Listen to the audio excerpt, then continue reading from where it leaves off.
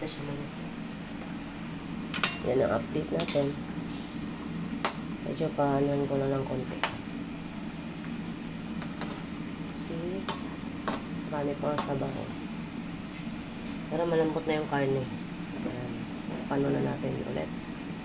Mamaya ulit ang update guys. Kulo-kulo pa siya. Yan. Hindi na natin patuyuin yan kasi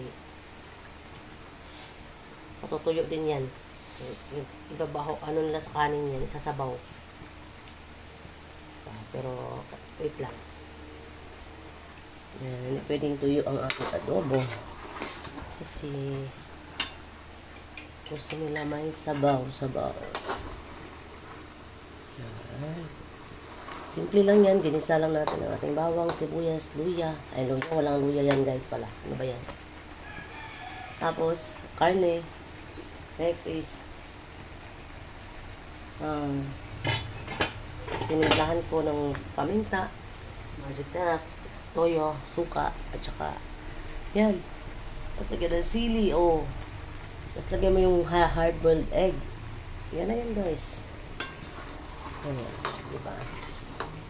Simpleng ulam, pero masarap na. Masaya na mga bata dyan. Sa egg pa lang, masaya na sila dyan.